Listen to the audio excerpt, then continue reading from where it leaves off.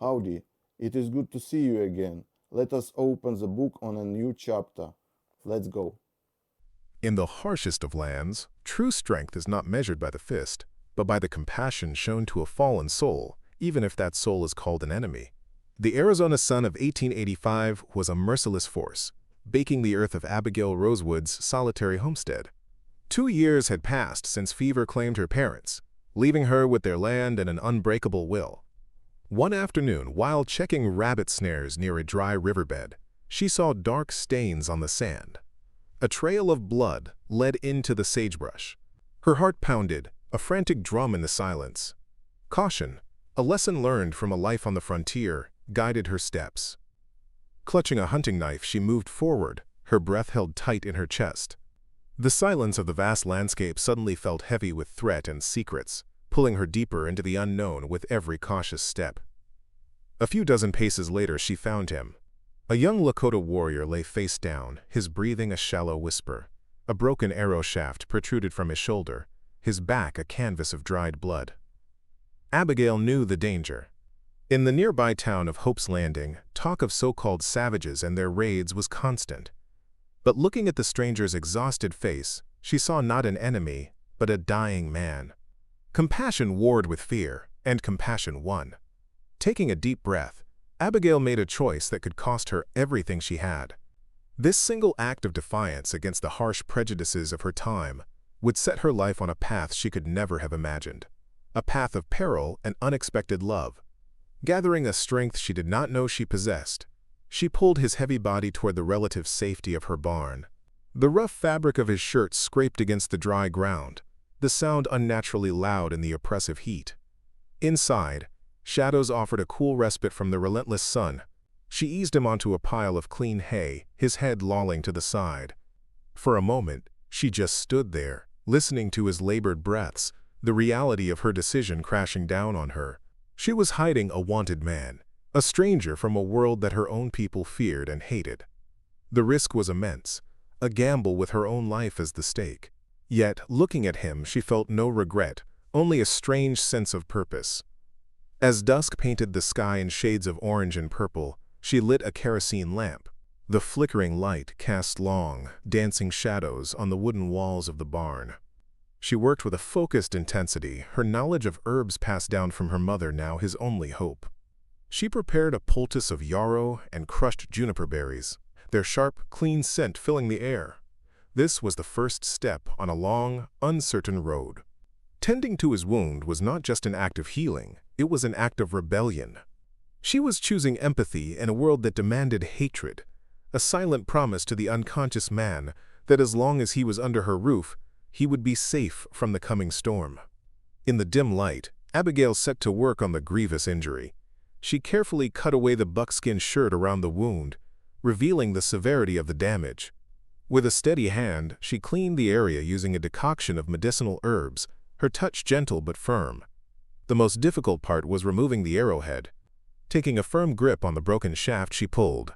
The man groaned, a deep sound of pure agony, and for a terrifying second his eyes flew open, unfocused and wild.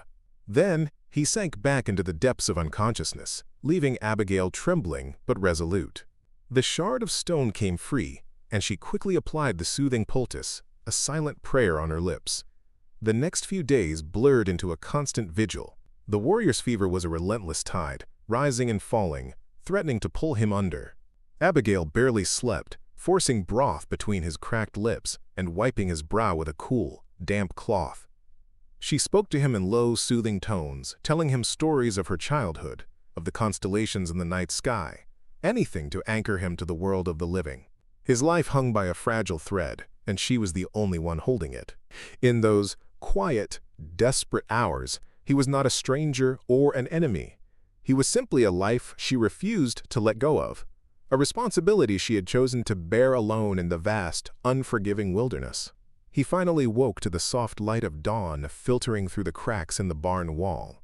His eyes, clear and intelligent, held no fear, only a profound sense of confusion. "Anacona," he rasped, his voice rough from disuse. He told her it meant, "he who knows the path." She introduced herself in turn. Through a combination of broken phrases and gestures, they began to communicate. He told her of the ambush, not by soldiers, but by white bandits disguised as warriors, their faces painted in a mockery of his people's traditions. They sought to sow chaos and blame his tribe for their own dark deeds, a lie that could ignite the entire territory into a brutal and bloody conflict. Meanwhile, in Hope's Landing, tensions were already simmering. The town's wealthiest rancher, Bartholomew Shaw, stood in the center of the saloon, his voice booming with false righteousness. "These heathens grow bolder every day," he declared to the assembled crowd of dusty cowboys and fearful townsfolk. "They steal our cattle. They threaten our families. I say we teach these savages a lesson they will not forget." He demanded action from the sheriff, all the while secretly gathering a posse of the most ruthless men money could buy. His words were poison, spreading through the town and turning fear into a sharp, dangerous hatred directed at Onacona's people. As days turned into a week, Onacona's strength slowly returned. He began to move around the homestead, his presence a quiet comfort in Abigail's solitary life. She watched as he expertly mended a section of broken fence, his hands surprisingly deft and precise. A small, gentle smile touched his lips as he played with her scruffy dog Buster, who had taken an immediate liking to the stranger. These small moments began to chip away at the walls she had built around her heart. She saw not the fearsome warrior the townspeople described, but a kind and resourceful man, his spirit as resilient as the ancient mountains that surrounded them. Their shared silence was often more comforting than words. They started talking more, sharing pieces of their lives under the vast, starry sky. Abigail spoke of her parents, her voice soft with memory, describing their dream of building a life in this harsh but beautiful land. In return, Onacona told her of his people's ways, of the spirits that lived in the wind and the rivers, and the sacred bond between the hunter and the hunted. Their worlds were vastly different, yet they found common ground in their shared reverence for family, honor, and the earth itself. He listened with an intensity that made her feel truly seen, as if her simple stories were the most important words he had ever heard. A fragile connection was forming between them. One evening, as they sat on the porch watching the fireflies dance in the twilight, Onacona reached over and gently took her hand. His touch was hesitant, respectful, yet it sent a jolt of warmth through her entire being. It was a simple gesture, but it held a world of unspoken emotion. Abigail did not pull away. In that quiet moment she admitted a truth to herself that she had been avoiding for days. Her feelings for him had grown far beyond simple compassion. He was no longer just a man she had saved. He was becoming a part of her world, a kindred spirit who had brought hope back into the lonely corners of her life. She felt a profound sense of peace.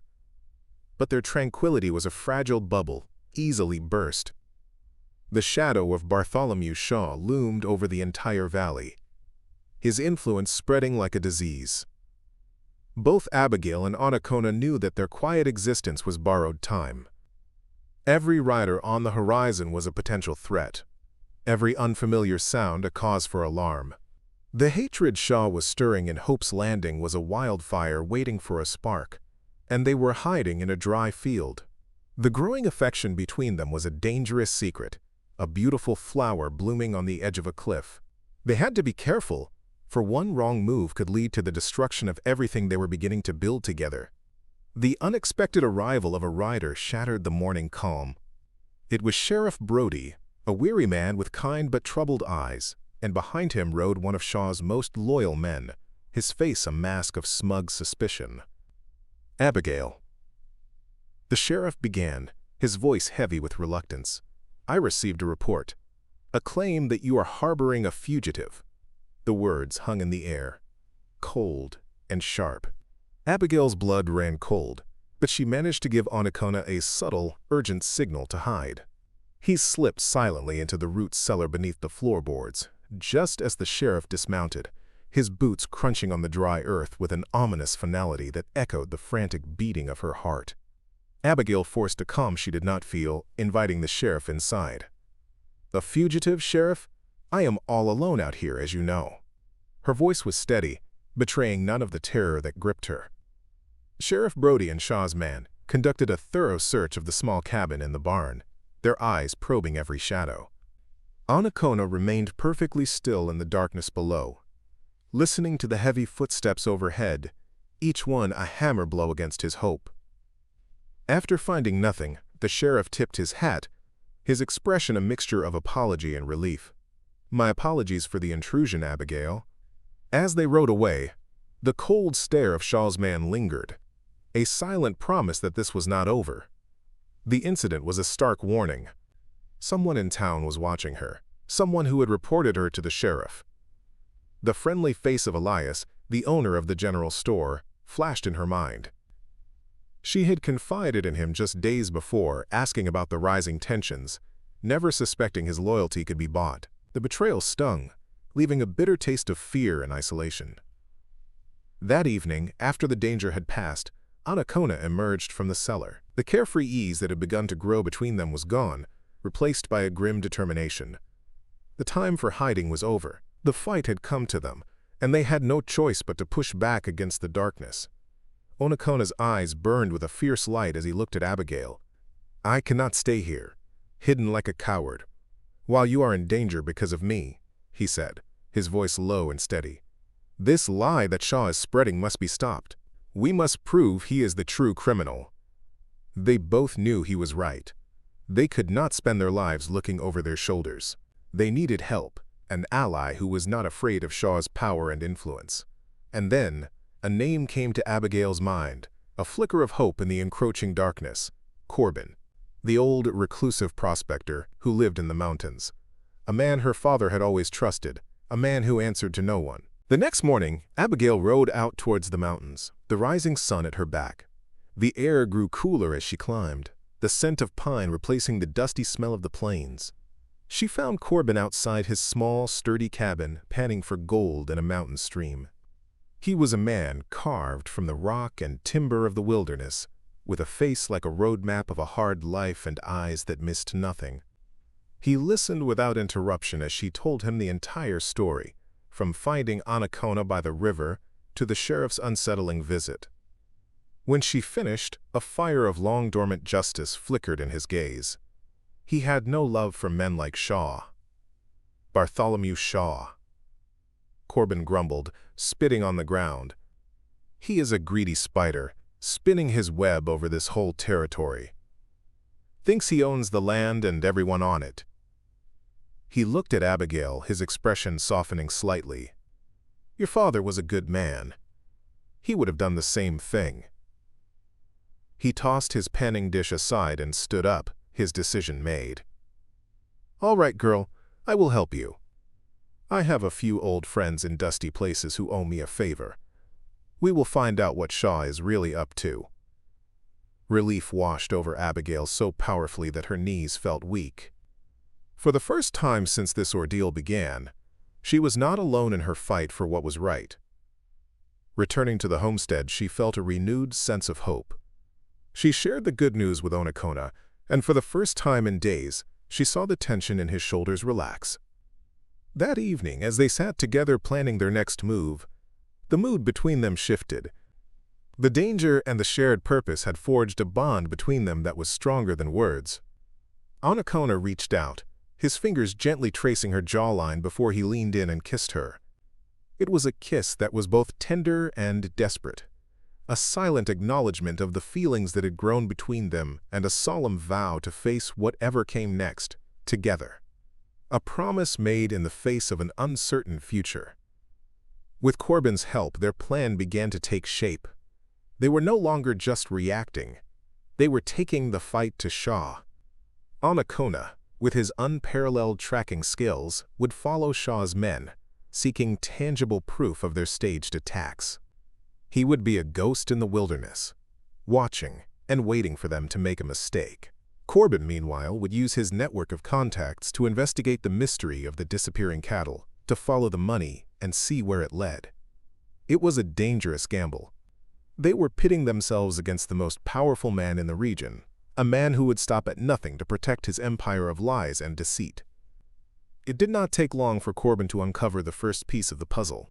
His contacts confirmed that large herds of cattle were indeed being moved north, under the cover of darkness. They were driven to a hidden canyon where their brands were altered, changed from the markings of local ranchers to Shaw's own insignia. From there, they were sold to the army at a grossly inflated price, a massive fraud that was making Shaw an incredibly wealthy man. The story of raids by native tribes was the perfect cover, a way to explain the missing livestock, while simultaneously fueling the hatred that gave him even more power and control over the fearful populace. While Corbin followed the trail of greed, Anacona followed a darker path. Moving silently through the rocky terrain, he shadowed a group of Shaw's thugs. He watched as they painted their faces with crude symbols and donned feathered headdresses, a grotesque mockery of his people. Then, he witnessed the unthinkable. They ambushed a small settler's wagon, their attack swift and brutal. They stole what little the family possessed and murdered the husband in cold blood, his wife's screams echoing in the canyon. It was a scene of pure, calculated evil, designed to look like a savage raid and further poison the minds of everyone in Hope's Landing against his tribe. Anacona's heart pounded with a mixture of rage and grief. He was forced to watch, helpless, as the bandits rode away, leaving the woman and her young son to their fate in the harsh wilderness. As soon as they were gone, he crept from his hiding place. The woman, half mad with terror and sorrow, shrank back from him. "I am not them," he said softly, his voice filled with a compassion that cut through her fear. He led her and the boy to a hidden cave, providing them with water and the last of his rations. He promised to return with help, his mind racing. He had to expose Shaw, not just for justice, but to stop this wave of senseless violence and manufactured hatred. As he was leaving the scene of the attack, his sharp eyes caught a glint of leather in the dust. It was a riding glove, ornately tooled and clearly expensive. Dropped in the chaos by one of the attackers. Stitched into the cuff were two simple, damning initials, B.S. Bartholomew Shaw. It was the proof they needed, a direct link between the attackers and the man who gave them their orders. Now they had a witness, a motive, and a piece of physical evidence. But Anacona knew this was not enough. Shaw owned the law in Hope's Landing. To bring him down, they would need more than just the truth. They would need an ironclad trap. The shocking reality of the attack on the settlers changed everything. This was no longer about stolen cattle. It was about premeditated murder. Anacona led Abigail to the hidden cave where the terrified woman, Mrs. Albright, and her son were hiding. Listening to the widow's heartbreaking account, Abigail felt a cold fury settle in her heart. Mrs. Albright described her attackers in detail, confirming that they spoke perfect English and that one of them had cursed when he lost his glove. Her testimony was powerful and undeniable. It was the human element they needed, a story of tragedy that no one could ignore, a voice for the victims of Shaw's greed. Armed with this new information, they knew they had to force Sheriff Brody's hand. He was a good man, but he was also a cautious one, afraid of Shaw's power. They needed to present him with a case so compelling he would have no choice but to act. The plan began to form, a risky gambit suggested by the wily old prospector, Corbin. "Greed is Shaw's weakness," Corbin had said. "We will use it to lure the snake from its hole." His idea was simple, yet brilliant. He would spread a rumor that he had finally struck the mother lode, a rich vein of gold discovered on a piece of land bordering Shaw's sprawling ranch. The rumor spread through Hope's Landing like a fever. Corbin, playing his part to perfection, bought a round of drinks at the saloon and spoke in hushed, excited tones about his find. Just as he predicted, word reached Bartholomew Shaw within hours. The rancher's eyes, already alight with avarice, now burned with an obsessive fire. The thought of a fortune in gold, right on the edge of his property, was a temptation he could not resist. He would not allow a stubborn old prospector to stand in his way. He immediately dispatched his most trusted enforcers with simple instructions. Go to Corbin's cabin and persuade the old man to give up his claim, using any means necessary. Abigail and Anacona waited at the homestead, the tension almost unbearable. Every nerve was stretched taut. Their plan was in motion, a complex machine of rumor and deception. So many things could go wrong. The sheriff might not believe them in time. Shaw's men could be more cautious than they anticipated. Or worse, Corbin could be seriously hurt. Abigail looked at Anacona, his face calm and focused, and drew strength from his quiet resolve. They were in this together, two people from different worlds, united against a common enemy. Their fight for justice had become a fight for their future, a future they now desperately wanted to share. As Shaw's mercenaries rode towards Corbin's mountain cabin, they were confident, expecting to intimidate a lonely old man. They did not know they were riding into a carefully prepared trap. Anacona, moving like a phantom through the familiar terrain, had set a series of non-lethal snares along the trail, designed to disorient and separate the riders. Sheriff Brody, finally convinced by the combined weight of Abigail's passion and Mrs. Albright's tearful testimony, had gathered 2 deputies he could trust and was positioning them on the ridge overlooking the cabin. The stage was set for a final confrontation, a moment of truth high in the mountains. The lead rider's horse stumbled into a hidden rope snare, sending the man tumbling to the ground. Confusion erupted among the group. As they slowed to help their companion, Sheriff Brody's voice boomed from the rocks above. "Drop your firearms! You are under arrest!" Outnumbered and outmaneuvered, some of the thugs immediately surrendered. A few others, more loyal or more foolish, drew their weapons. A brief but intense exchange of gunfire echoed through the canyon. It was over quickly. Anacona, using his skill with a bow, managed to disarm one of the shooters without causing serious harm, his arrow expertly striking the man's weapon from his hand. With most of the bandits captured, the truth finally came out. One of the wounded men, his arrogance shattered by fear and pain, began to talk. He confessed to everything. He described the entire cattle-rustling scheme, the way they disguised themselves to blame the Lakota, and the brutal, cold-blooded attack on the Albright family wagon. Most importantly, he confirmed that every order, every criminal act, came directly from one man, Bartholomew Shaw. The confession, combined with the glove and Mrs. Albright's testimony, formed a chain of evidence that was unbreakable. The spider had been caught, and now it was time to destroy the web. Sheriff Brody's face was grim, his jaw set like stone. The man he had feared, the man who had controlled his town for so long, was nothing more than a murderer and a thief. His sense of duty, once clouded by intimidation, was now crystal clear. With the confession recorded and the prisoners secured, he looked at Abigail and Anacona with a newfound respect. "Thank you," he said, the words carrying the weight of his restored integrity. "Now, let's go and arrest the man responsible for all this suffering." He turned his horse and headed back towards Hope's Landing, no longer a hesitant lawman, but an instrument of long-overdue justice.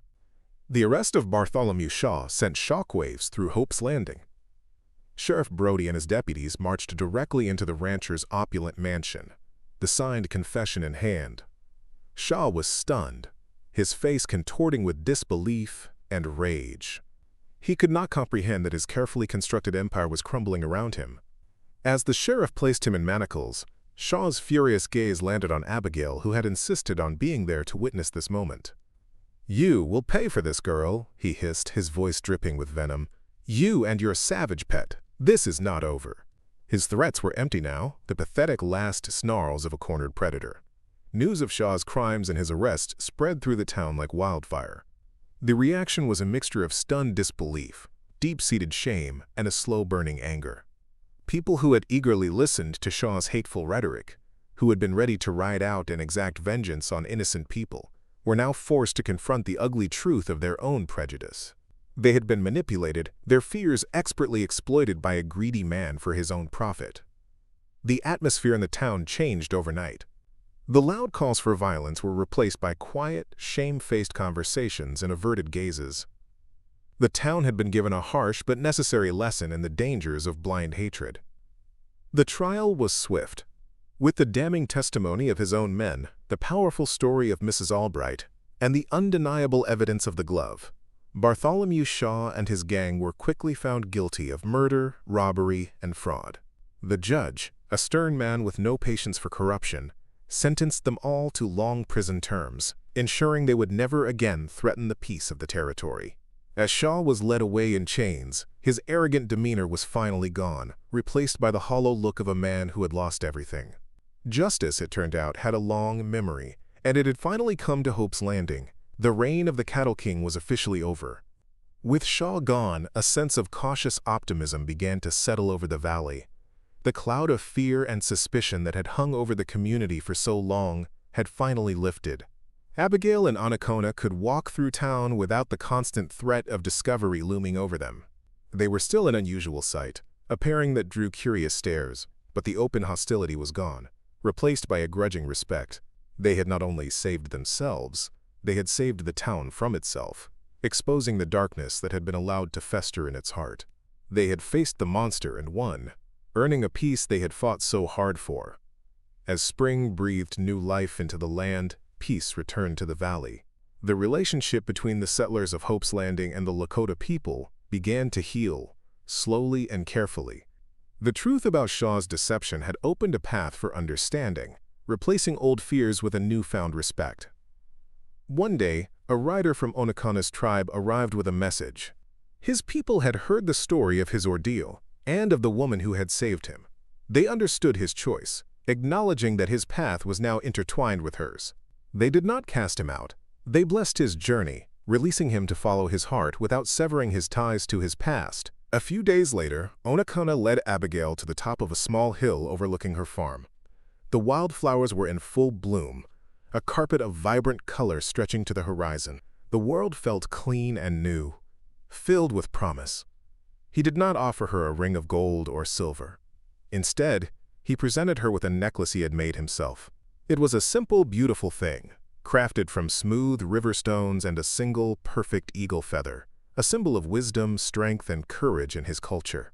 It was a gift that spoke more eloquently than any words, a token of his heritage and a promise for their shared future, a bond between their two worlds. He did not ask her to be his wife in the way a preacher might. He looked into her eyes, his own filled with a deep and unwavering love, and spoke from the heart. "Our spirits have recognized each other from the beginning, Abigail," he said, his voice soft but sure. "My path is now your path. I will walk beside you for all my days if you will have me."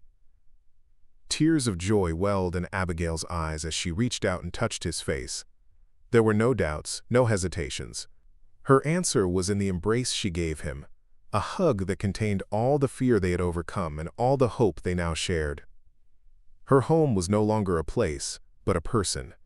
They built their future on the foundations of courage, trust, and a love that had defied all odds. Their farm became a symbol of peace, a bridge between two cultures. The story of the brave homesteader and the Lakota warrior she saved became a quiet legend in the territory. It was not a grand, dramatic tale, but a simple and powerful one.